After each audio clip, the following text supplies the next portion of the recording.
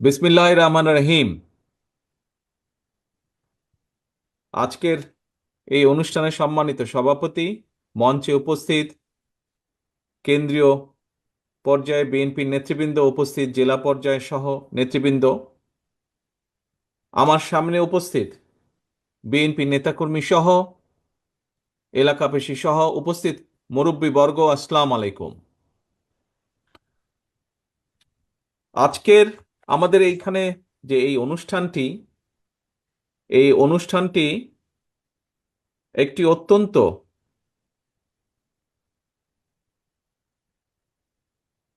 বেদনাদায়ক একটি অনুষ্ঠান।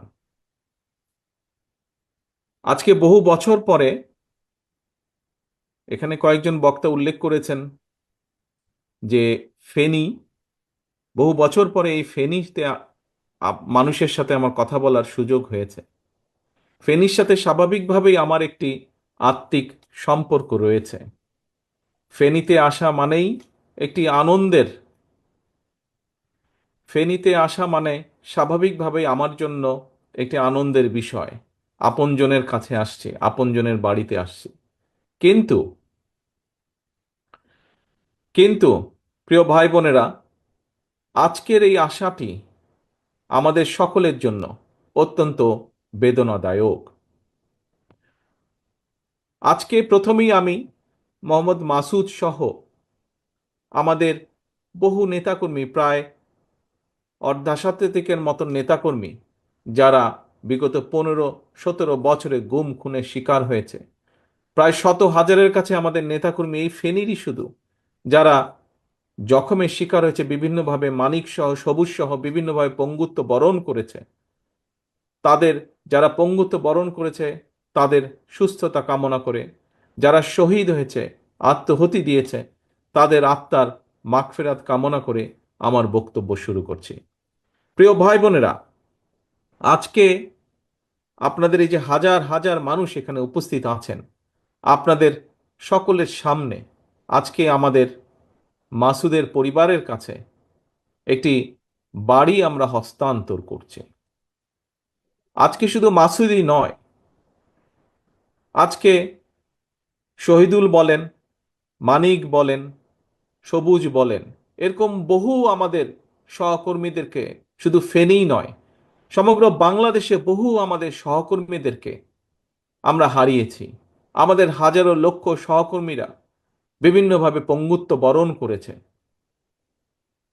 এই যে এই মানুষগুলো যেই ত্যাগ স্বীকার করেছে, কেন তারা এই ত্যাগ স্বীকার করেছে?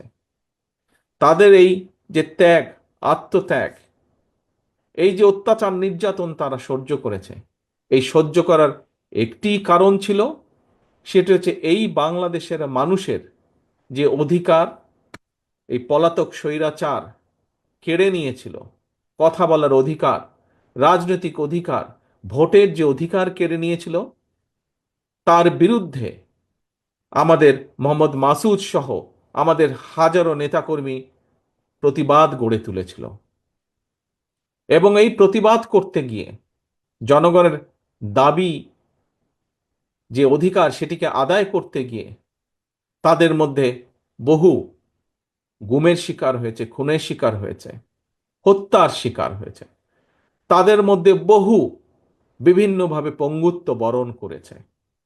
আজ আজ এত আত্মত্যাগের বিনিময়, এত আত্মত্যাগের পর, জুলাই আগস্ট মাসে যেই মানুষগুলো, প্রায় 2000-এর মতন মানুষকে হত্যা করা হয়েছে, প্রায় 30,000-এর মতন মানুষ শুধু জুলাই আগস্ট মাসেই বিভিন্নভাবে জখম হয়েছেন, পঙ্গুত্ব বরণ করেছেন। বাকি 17 বছর তো হয়েইছে। এত হাজারো লক্ষ মানুষের আত্মত্যাগের বিনিময় আজ আমরা বাংলাদেশকে স্বৈরাচার মুক্ত করতে পেরেছি। এই স্বৈরাচার, যার বিরুদ্ধে বাংলাদেশের দল মত নির্বিশেষে, শ্রেণী পেশা নির্বিশেষে প্রত্যেকটি মানুষ প্রতিরোধ গড়েছিল, প্রতিবাদ গড়ে তুলেছিল, সেই স্বৈরাচার এই বাংলাদেশের মাটি থেকে পালিয়ে যেতে বাধ্য হয়েছে। প্রিয় ভাই বোনেরা, স্বৈরাচার বাংলাদেশের মাটি থেকে পালিয়ে গিয়েছে, কিন্তু এই যে যাবার আগে, পালিয়ে যাবার আগে যেই হত্যাগুলো সেই করেছে, শত শত হাজারো মানুষকে যে হত্যা করেছে, হাজারো লক্ষ মানুষকে যে জখম করেছে, হাজারো মানুষ যে পঙ্গুত্ব বরণ করেছে, এদের এই হত্যার জন্য, এই মানুষগুলোকে জখম করার জন্য যারা দায়ী, সেই মানুষগুলোকে অবশ্যই দেশের আইনে বিচার করতে হবে। অবশ্যই এই মানুষগুলো, এই হত্যার জন্য যারা দায়ী, তাদেরকে বিচারের আওতায় আনতে হবে। কারণ আজ যারা এই হত্যাকাণ্ডের সাথে জড়িত, বিশেষ করে এই হত্যাকাণ্ড, এই খুন গুম, এই জখম যারা করেছে, তাদের যে নেত্রী, তাদের যে নেত্রী 5ই আগস্ট পালিয়ে গিয়েছে, তার যদি বিচার না হয়, তাহলে যারা এত বছর ধরে গুম করেছে, যারা এত বছর ধরে খুন করেছে, যারা হাজারো লক্ষ মানুষকে জখম করেছে, তারা ভবিষ্যতে উৎসাহিত হবে। কাজে আসুন, আজকে আজকে আমাদের সকলকে ঐক্যবদ্ধ হয়ে, দল মত নির্বিশেষে, প্রতিটি গণতান্ত্রিক আমি প্রতিটি রাজনৈতিক কর্মী, গণতান্ত্রিক আমি প্রতিটি রাজনৈতিক দল, আজকে আমাদেরকে একটি জায়গায় ঐক্যবদ্ধ থাকতে হবে। কি সেটি? এই যে পালিয়ে যাওয়া স্বৈরাচার, ভারতে যেই স্বৈরাচার পালিয়ে গিয়েছে, তাকে এই বিচারের আওতায় আনতে হবে। এই হত্যার জন্য, এই খুন গুমের জন্য, এই জখমের জন্য, হাজারো মানুষকে গুম করেছে, খুন করেছে, তার জন্য তার বিচার করতে হবে।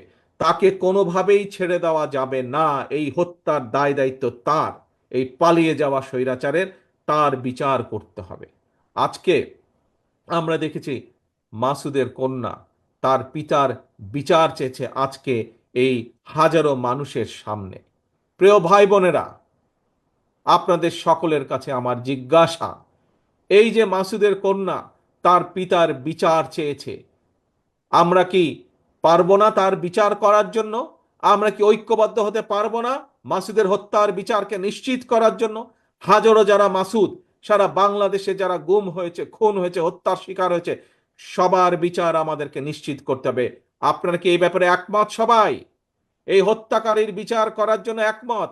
ইনশাল্লাহ আমরা বাংলাদেশের মাটিতে এই হত্যাকারীদের বিচার করব। তবে প্রিয় ভাই বোনেরা, এখানে আরেকটি বিষয় আছে।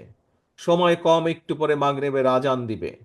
আজ মাসুদ সহ হাজারো মানুষ যারা দেশের মানুষের অধিকারকে প্রতিষ্ঠিত করার জন্য নিজের জীবনকে উৎসর্গ করেছে, যারা চেয়েছিল বাংলাদেশে মানুষের অধিকার প্রতিষ্ঠিত হোক, সেটি রাজনৈতিক অধিকার হোক এবং সেটি অর্থনৈতিক অধিকার হোক, অর্থাৎ এই দেশের মানুষ যাতে সঠিকভাবে শিক্ষা পায়, এই দেশের মানুষ যাতে সঠিকভাবে চিকিৎসার সেবা পায়, এই দেশের মানুষ যাতে বিচারালয় সঠিকভাবে বিচার পায়, এই দেশের সন্তানেরা, এই দেশের যুবকেরা যাতে যখন কর্মসংস্থানের বিষয়ে আসবে, সময় আসবে, তখন যাতে তারা যাতে সঠিকভাবে কর্মসংস্থানের ব্যবস্থা করতে পারে, মানুষ যাতে রাস্তাঘাটে নিরাপদে চলতে পারে, মানুষ যাতে অ্যাক্সিডেন্টে, এই যে হর হামেশা অ্যাক্সিডেন্ট হয়ে বাসে ট্রাকে করে বহু মানুষ মারা যাচ্ছে, এটি যাতে গতিরোধ হয়।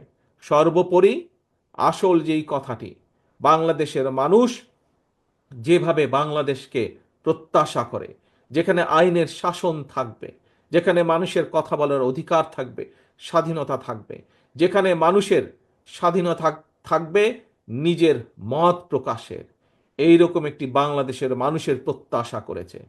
শুধু যে বিগত 15 বছরে যারা গুম হয়েছে, খুন হয়েছে, তারাই নয়, শুধু যে জুলাই আগস্ট মাসে যেই মানুষগুলো নিজের জীবন আত্মহতি দিয়েছেন, শুধু তারাই নয়, 1971 সালে যারা জীবন বাজি রেখে যুদ্ধ করে দেশ স্বাধীন করেছেন, সেই মুক্তিযোদ্ধা সহ, গণতন্ত্র রক্ষার যে মুক্তিযোদ্ধা তারা, এবং জুলাই আগস্ট মাসের যারা মুক্তিযোদ্ধা, যারা শহীদ হয়েছে, তারা সহ প্রতিটা মানুষ, আমরা চাই বাংলাদেশ এমন একটি দেশ হিসাবে আস্তে আস্তে ভবিষ্যতের দিকে এগোক, যেই দেশে মানুষের অধিকার থাকবে, যেই দেশে মানুষ তার মত প্রকাশ করার স্বাধীনতা থাকবে, যেই দেশের মানুষের নিরাপত্তা থাকবে, আইনের শাসন থাকবে, এইরকম একটি বাংলাদেশের প্রত্যাশা মানুষের কাছে। আসুন, আজকে আমাদেরকে যদি মাসুদ সহ হাজারো মানুষ যারা শহীদ হয়েছে তাদের আত্মার যদি মর্যাদা দিতে হয়, তাদের এই আত্মহুতির যদি মর্যাদা দিতে হয়, তাহলে এখন সময় এসেছে সামনের দিকে আমাদেরকে বাংলাদেশকে গড়ে তুলতে হবে। যারা শহীদ হয়েছে, তারা যে কারণে জীবন আত্মহুতি দিয়েছে, তাদের সেই প্রত্যাশা অনুযায়ী আমরা যারা আজ পেছনে রয়ে গিয়েছি, আমাদের সকলকে ঐক্যবদ্ধভাবে বাংলাদেশকে আজকে গড়ে তুলতে হবে। সেই বাংলাদেশকে, যেই বাংলাদেশের আশা আকাঙ্ক্ষা করেছিল মাসুদেরা, সেই বাংলাদেশকে, যেই বাংলাদেশকে আপনার সহ কোটি কোটি মানুষ আজ প্রত্যাশা করে, সেই বাংলাদেশকে আমাদের গড়ে তুলতে হবে। প্রিয় ভাই ও বোনেরা, আপনাদেরই মেয়ে দেশনেত্রী খালেদা জিয়া, আপনারা দেখেছেন দেশনেত্রী খালেদা জিয়া যখন আপনাদের দোয়ায় আল্লাহ রহমতে এই দেশ পরিচালনা করেছেন, কিভাবে চেষ্টা করেছেন বাংলাদেশের মানুষের কর্মসংস্থানের জন্য, কিভাবে চেষ্টা করেছেন এই দেশে যাতে মিল কারখানা তৈরি হয়, কিভাবে উনি চেষ্টা করেছেন কিভাবে এই দেশের সন্তানেরা যাতে লেখাপড়া করে, বিশেষ করে আমাদের মেয়েরা যাতে লেখাপড়া করতে পারে, বোনেরা যাতে লেখাপড়া করতে পারে, শিখতে পারে, সেই ব্যবস্থা করেছেন। প্রিয় ভাই বোনেরা, আপনারা দেখেছেন বিএনপির নেতৃত্বে শহীদ রাষ্ট্রপতি জিয়াউর রহমান যখন দেশ পরিচালনা করেছেন, আপনারা দেখেছেন কিভাবে কিভাবে দেশে খাল খননের মাধ্যমে এই দেশে কিভাবে খাদ্য উৎপাদন বৃদ্ধি করা হয়েছিল, কিভাবে দেখেছেন এই দেশে কলকারখানা তৈরি করা হয়েছিল, এই দেশে বহুদলীয় গণতন্ত্রকে প্রতিষ্ঠিত করা হয়েছিল।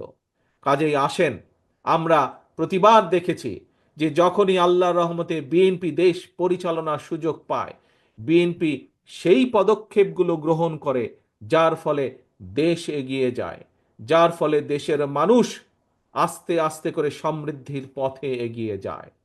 প্রিয় ভাই বোনেরা, আগামী দিনে যাতে বাংলাদেশ আবার বাংলাদেশের মানুষের প্রত্যাশা অনুযায়ী ধীরে ধীরে সামনের দিকে সমৃদ্ধির পথে এগিয়ে যেতে পারে, সেই জন্য আমরা ৩১ দফা বাস্তবায়নের প্রতিশ্রুতি দিয়েছি বাংলাদেশের মানুষের কাছে। সেই জন্য আমরা ৩১টি দফা তুলে ধরেছি। সেই ৩১ দফার মধ্যে আমরা দিয়েছি কিভাবে কৃষককে তার পণ্যের মূল্য দিব, কিভাবে আমরা কৃষকের কাছে সার বীজের ব্যবস্থা নিশ্চিত করব, কিভাবে এই দেশের মানুষের স্বাস্থ্য সেবা আমরা নিশ্চিত করতে চাই, কিভাবে এই দেশের শিশু সন্তানদের লেখাপড়ার ভবিষ্যৎ আমরা নিশ্চিত করতে চাই, কিভাবে আমরা বেকারদের কর্মসংস্থান করতে চাই, কিভাবে নারীদের স্বাধীনতা নিশ্চিত করতে চাই, এইভাবে আমরা ৩১টি দফা দিয়েছি। প্রিয় ভাই বোনেরা, আজকে আমরা বিভিন্ন মানুষের কাছে, আজকের যেই অন্তর্বর্তীকালীন সরকার, সেই সরকারকে আমরা দেখেছি সংস্কার প্রস্তাবের জন্য কমিশন গঠন করে দিয়েছে। সেই কমিশনের কতগুলোকে দেখেছি আমরা, তারা সংস্কার প্রস্তাব কিছু কিছু উপস্থাপন করেছে এই অন্তর্বর্তীকালীন সরকারের কাছে। আজ যারা সরকার বা সংস্কার নিয়ে কথা বলছে, সরকারের ভেতরেই হোক সরকারের বাইরেই হোক, কিন্তু আজ থেকে প্রায় ২.৫ বছর আগে আপনাদের এই প্রিয় দল বাংলাদেশ জাতীয়তাবাদী দল দেশের মানুষের কাছে দেশকে গঠনের জন্য, রাষ্ট্র কাঠামোকে মেরামতের জন্য আজ থেকে ২.৫ বছর আগে এই দফাগুলো দিয়েছে, ৩১ দফা দিয়েছে বা সংস্কার প্রস্তাব দিয়েছে। আজকে থেকে ২.৫ বছর আগে, যেই সময় স্বৈরাচার অস্ত্রের জোরে এই দেশের রাষ্ট্র ক্ষমতাকে ধরে রেখেছিল, সেই সময় বিএনপি ছাড়া আর কেউ কোনো সংস্কারের কথা বলেনি। আজ শুধুমাত্র এক বিএনপি বলেছিল। প্রিয় ভাই বোনেরা, কেন বিএনপি বলেছিল? কারণ বিএনপি দৃঢ়ভাবে বিশ্বাস করত যে এই স্বৈরাচার একদিন বিদায় হবে, এই স্বৈরাচার বাংলাদেশের মাটিতে বিদায় হবে, বাংলাদেশের মাটিতে এর পতন ঘটবে, এবং তখন দেশকে গড়ে তুলতে হবে, রাষ্ট্রকে গড়ে তুলতে হবে, জনগণকে সমৃদ্ধির পথে নিয়ে যেতে হবে। সেই জন্য আজ থেকে ২.৫ বছর আগে বিএনপি ৩১ দফা উপস্থাপন করেছে জাতির সামনে। প্রিয় ভাই বোনেরা, আমরা স্বৈরাচারকে বিদায় করেছি। ইনশাল্লাহ সামনের দিনে আমরা জনগণের শাসনকে প্রতিষ্ঠিত করব। আমরা প্রত্যাশা করি যে জনগণ যেই প্রত্যাশা নিয়ে এই অন্তর্বর্তীকালীন সরকারের দিকে তাকিয়ে আছে, যে তারা জনগণের সরকার প্রতিষ্ঠার জন্য সব রকম সহায়তা করবে, জনগণের প্রতিষ্ঠা, জনগণের প্রত্যাশিত সরকার প্রতিষ্ঠার জন্য তারা কাজ করবে। আমরা প্রত্যাশা করি তারা জনগণের সেই প্রত্যাশা পূরণ করবে এবং যার মাধ্যমে এই দেশে জনগণের সরকার প্রতিষ্ঠিত হবে। এবং জনগণের সরকার প্রতিষ্ঠিত হলে এই 31 দফা বাস্তবায়নের মাধ্যমে আমরা ধীরে ধীরে বাংলাদেশকে এগিয়ে নিয়ে যাব। তবে এখানে একটি কথা বলি, আমরা খেয়াল করছি কিছু কিছু মানুষ সংস্কার সংস্কার সংস্কার কথা বলে সব রকমের প্রক্রিয়াকে দীর্ঘায়িত করছে। পরিষ্কারভাবে আজ আমি এই হাজারো মানুষের সামনে একটি কথা তুলে ধরতে চাই। আজ আমাদেরকে দেখতে হবে সংস্কার সংস্কার করে এটি কি কোনো ষড়যন্ত্র কিনা। যদি সংস্কার সংস্কার করে এই বিষয়টিকে যদি দীর্ঘায়িত করা হয় তাহলে দেশের সমস্যা বাড়বে। আমাদের যে হারে দ্রব্যমূল্যের ঊর্ধ্বগতি হচ্ছে, যে হারে বেকার সমস্যা হচ্ছে, যে হারে শিক্ষা ব্যবস্থা ভেঙে পড়ছে, যে হারে আইন শৃঙ্খলা ব্যবস্থা ভেঙে পড়ছে, যদি এই সব কিছুকে আবার জনগণের প্রত্যাশা অনুযায়ী গড়ে তুলতে হয়, যদি দ্রব্যমূল্যের ঊর্ধ্বগতির লাগাম টেনে ধরতে হয়, তাহলে অবশ্যই জনগণের সেই সরকারকে প্রতিষ্ঠিত করতে হবে। যত দ্রুত আমরা জনগণের সরকারকে প্রতিষ্ঠিত করতে পারবো, তত দ্রুত আমরা বাংলাদেশকে আমরা তত দ্রুত সমৃদ্ধির পথে নিয়ে যেতে সক্ষম হব। প্রিয় ভাই বোনেরা, আসুন আজকে আজকে যে কারণেই আমরা এখানে হাজারো মানুষ উপস্থিত হয়েছি, আজকে সকলে মিলে আমরা শপথ গ্রহণ করি যে আমরা সেদিনই আমরা মাসুদ সহ সকল শহীদদেরকে যথাযথ মর্যাদা দিতে পারবো, যতদিন পর্যন্ত এই বাংলাদেশের মানুষের শাসন প্রতিষ্ঠিত না হবে। যেদিন বাংলাদেশের মানুষের রাজনৈতিক অধিকারকে প্রতিষ্ঠিত করব, যেদিন বাংলাদেশে মানুষের সরকার প্রতিষ্ঠিত হবে, ভোটের মাধ্যমে দেশের মানুষের সরকার প্রতিষ্ঠিত হবে, সেদিনই আমরা মাসুদ সহ আমাদের হাজারো শহীদের সঠিক আমরা মর্যাদা প্রদান করতে পারবো। আসুন আমরা প্রতিজ্ঞা গ্রহণ করি, যতক্ষণ পর্যন্ত মাসুদের আত্মার সেই মর্যাদা আমরা প্রতিষ্ঠিত করতে না পারবো, ততক্ষণ পর্যন্ত আমাদের সংগ্রাম বন্ধ হবে না, ততক্ষণ পর্যন্ত আমাদের আন্দোলন চলমান থাকবে, জনগণের শাসন যতদিন প্রতিষ্ঠিত না হতে পারে। কি ভাইরা, আমরা এই শপথ নিতে পারি? আসুন আমরা আজকে হাত তুলে সকলে এই শপথ গ্রহণ করি। আমাদের সকল স্বৈরাচার মুক্ত আন্দোলনের শহীদদের আত্মার যদি যথাযোগ্য মর্যাদা দিতে হয়, তাহলে আমাদেরকে বাংলাদেশের মানুষের গণতন্ত্রের শাসনকে প্রতিষ্ঠিত করতে হবে। এবং যতদিন পর্যন্ত সেই গণতন্ত্র প্রতিষ্ঠিত না হবে, ততদিন পর্যন্ত আমাদের আন্দোলন অব্যাহত থাকবে। ধন্যবাদ সকলকে। তবে এখানে আমাদেরকে খেয়াল রাখতে হবে প্রিয় ভাই বোনেরা, আমাদের ভিতরের কিছু কিছু মানুষ এবং নতুন করে কিছু কিছু মানুষ আমাদের ভেতরে ঢুকে বিভ্রান্তি তৈরি করছে। তারা সমাজে এমন কিছু কাজ করার চেষ্টা করছে যেখান থেকে সাধারণ মানুষ বিভ্রান্ত হতে হবে। আপনাদের সকলকে এই সকল অনুচরদের বিরুদ্ধে আপনাদের সকলকে সজাগ থাকতে হবে, সকলকে সতর্ক থাকতে হবে, যাতে তারা আমাদের এই গণতন্ত্র প্রতিষ্ঠার আন্দোলনকে যাতে কোনোভাবে তারা ব্যাঘাত ঘটাতে না পারে। প্রিয় ভাই বোনেরা, আসুন আমরা সকলে, এখনই মাগরিবের আজান দিবে, আমি আর বক্তব্য লম্বা করব না। আসুন আমরা সকলে আজকে আমাদের এই স্বৈরাচার মুক্ত আন্দোলনের, স্বাধীনতা যুদ্ধে যে সকল ব্যক্তি শহীদ হয়েছেন সকলের আত্মার মাগফিরাত কামনা করে, এবং যতক্ষণ পর্যন্ত আমাদের আন্দোলন গণমানুষের সরকার প্রতিষ্ঠিত না হবে, জনগণের রাজনৈতিক অধিকার প্রতিষ্ঠিত না হবে, আমাদের আন্দোলন অব্যাহত থাকবে। এই শপথ নিয়ে, এই প্রত্যাশা রেখে আমি আবার বক্তব্য শেষ করছি। আল্লাহ হাফেজ। বাংলাদেশ জিন্দাবাদ। বাংলাদেশ জাতীয়তাবাদ।